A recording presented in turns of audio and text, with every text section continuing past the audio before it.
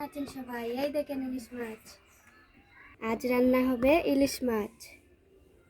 দেখেন কত বড় মাছটাই দেখেন। তাহলে চলেন দিয়ে কেটে কুটে রেডি করে নিই। দেখেছেন মাছটি কত বড়? মাছটি 1.5 কেজি ওজনের ছিল। এখন মাছটাকে কেটে নেব।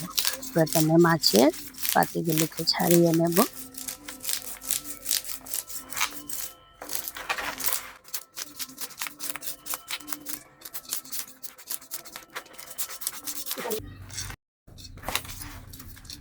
আমার মাছের পাতি ছাড়ানো হয়ে গিয়েছে।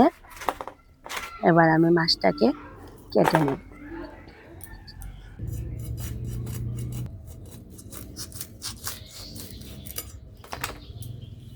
এই যে দেখুন, ভেতরে অল্প একটু ডিম হয়েছিল।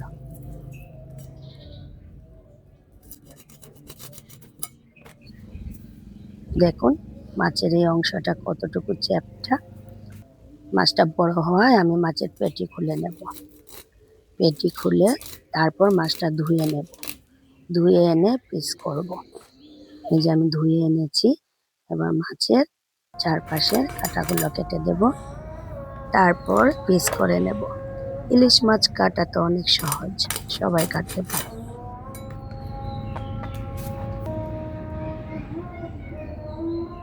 আজ রান্না করব ইলিশ মাছের ভাপা।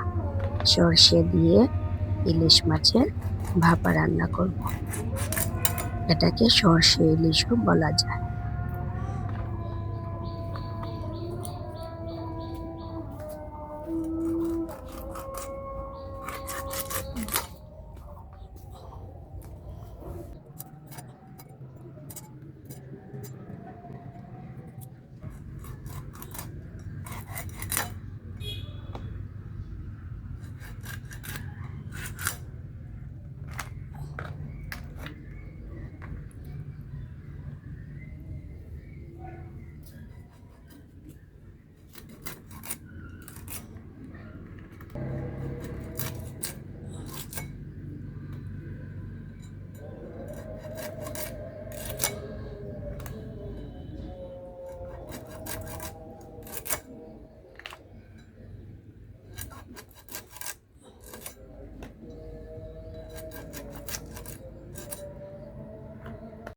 আমার মাছ কাটা হয়ে গিয়েছে, তাহলে চলেন রান্না শুরু করি। ইলিশ মাছের ভাপা রান্না করা খুবই সহজ। এই যে পেঁয়াজ বাটা নিলাম, পেঁয়াজটা একটু বেশি হবে। তারপর দিয়ে দিচ্ছি কাঁচামরিচ বাটা। কাঁচামরিচটা ইলিশ মাছের সাথে ভালো লাগে।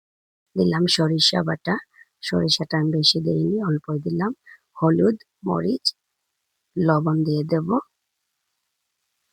তারপর সরিষার তেল দিয়ে এটাকে ভালোভাবে মাখিয়ে নেব। কাঁচা লঙ্কাও কয়টা চিড়ে দিয়ে দিলাম। এই যে সরিষার তেল দিয়ে দিচ্ছি, অল্প একটু সাদা তেলও দিচ্ছি, সয়াবিন তেল। এবার মশলাটাকে ভালো করে মাখিয়ে নেব। অল্প একটু পানি দিলাম। পানি না দিলে একটু ঝোল পাওয়া যাবে না, একদম মাখা মাখা হয়ে যায়। তো যে একদম মাখা খেতে পছন্দ করেন তাদের পানি না দিলেও হবে।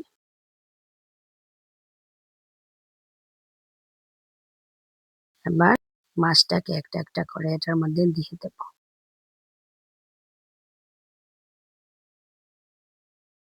এই যে মাছগুলো দিয়ে দিলাম।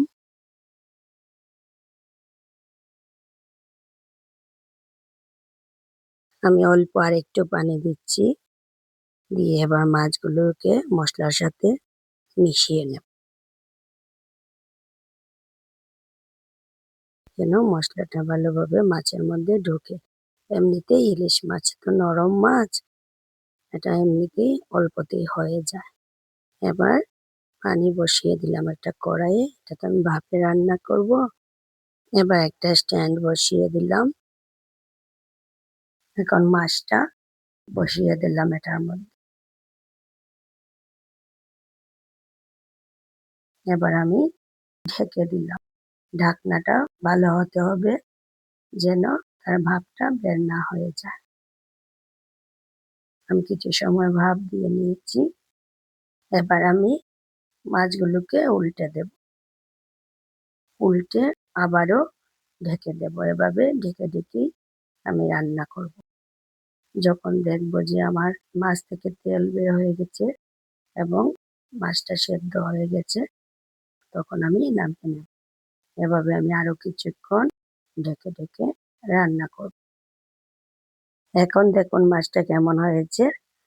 মাছটা কিন্তু হয়ে গেছে, একদম নরম হয়ে গেছে, আর মাছ থেকে তেলও ছেড়ে দিয়েছে, সবটুকু তেল উপরে চলে এসেছে।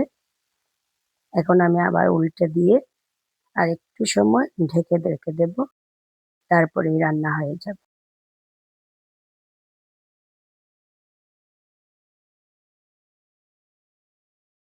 এই যে ঢেকে দিলাম, আমার রান্না কিন্তু হয়ে গেছে। এবার আমি ধনেপাতা দিয়ে কিছু সময় ঢেকে রেখে দেব, যেন ধনেপাতার গন্ধটা মাছের মধ্যে ঢুকে যায়।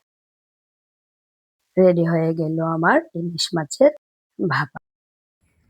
তো কেমন লাগলো রেসিপিটি অবশ্যই আপনারা কমেন্টে জানাবেন। আর ভিডিওটি ভালো লাগলে লাইক করবেন, কমেন্ট করবেন, আর চ্যানেলটিকে সাবস্ক্রাইব করে আমাদের পাশে থাকবেন। সবাইকে অনেক অনেক ধন্যবাদ। আবারও দেখা হবে অন্য কোনো এক ভিডিও। ততক্ষণ পর্যন্ত আপনারা ভালো থাকুন, সুস্থ থাকুন, শুভকামনা।